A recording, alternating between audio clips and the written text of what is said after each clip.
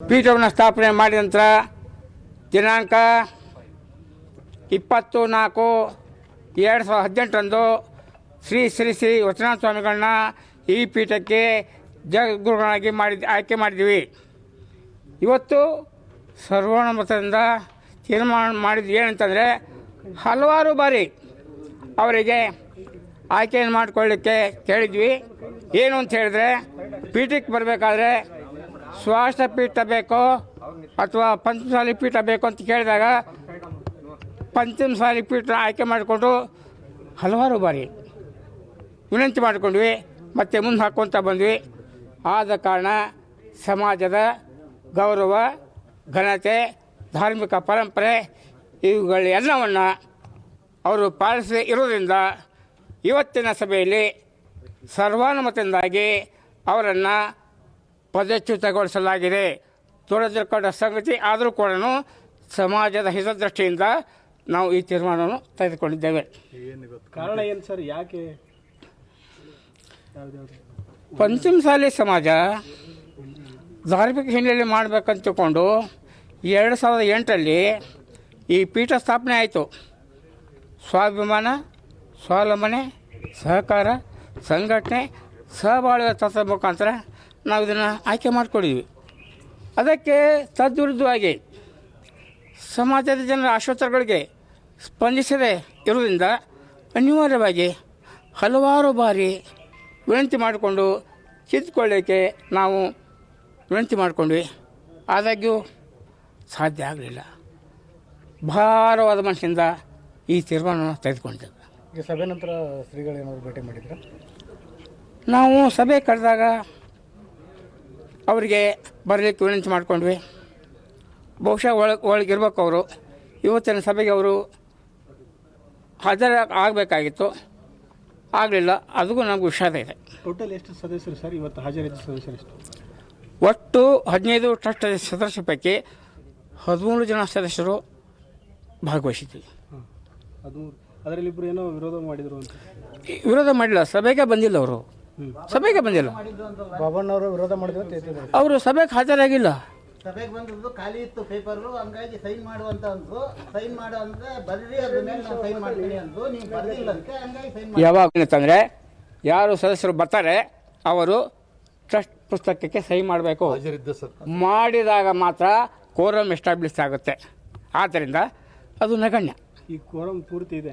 ಹೌದು, ಸರ್ವಾನುಮತ. ಹಲೋ, ಕೆಲವು ವಿರೋಧ ಮಾಡಿದ್ರು ಅಂತ.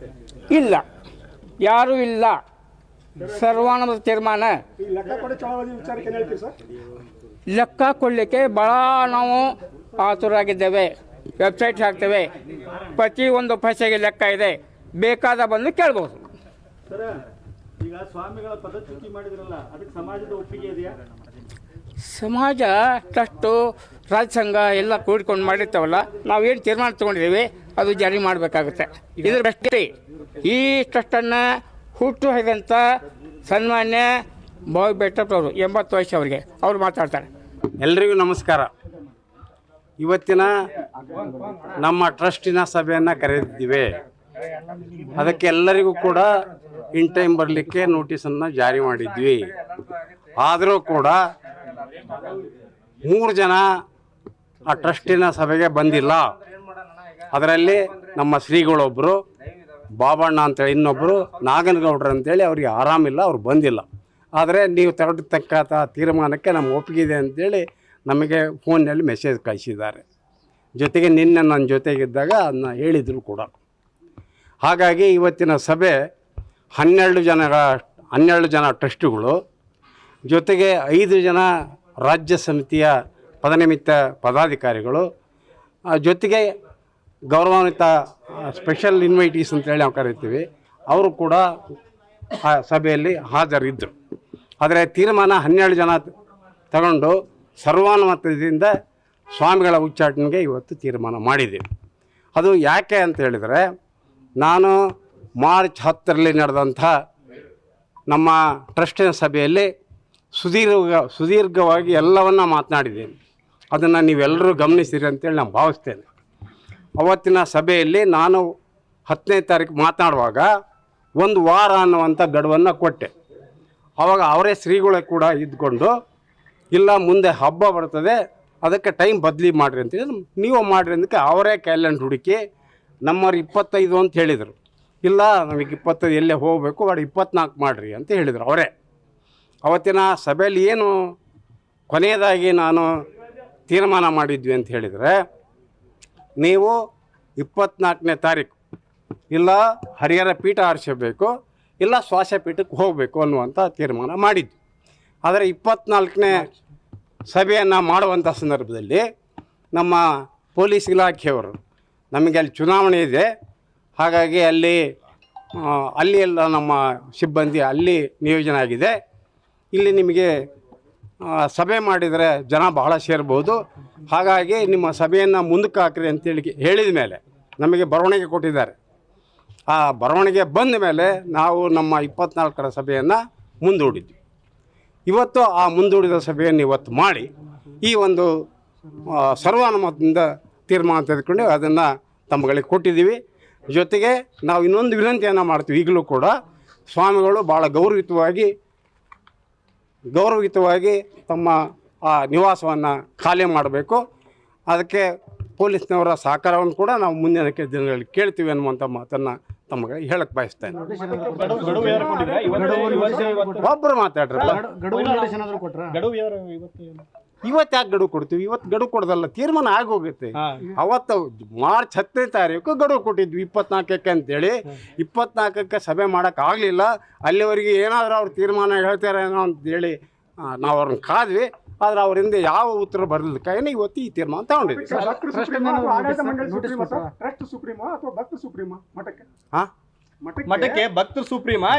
ಭಕ್ತರು ಎಲ್ಲರೂ ಸೇರಿ ಆ ಟ್ರಸ್ಟ್ಗಳನ್ನು ನೇಮಕ ಮಾಡಿರ್ತಾರೆ. ಹಾಗಾಗಿ ತೀರ್ಮಾನವನ್ನು ಟ್ರಸ್ಟ್ಗಳು ತಗೊಂಡ್ರೆ ಅದು ಇಡೀ ಸಮಾಜ ತೀರ್ಮಾನ ಅನ್ನುವಂಥದ್ದು ಅದು ಅಂಡರ್ಸ್ಟುಡ್ಡು. ಅದನ್ನು ಪ್ರತ್ಯೇಕವಾಗಿ ಸಮಾಜ ಅಥವಾ ಟ್ರಸ್ಟ್ ಅಂತೇಳಿ ಬೇರೆ ಹೇಳುವಂಥ ಅವಶ್ಯಕತೆ ಇಲ್ಲ. ಟ್ರಸ್ಟಿಂದ ನೋಟಿಸ್ ಏನಾದರೂ ಕೊಡ್ತೀರಾ?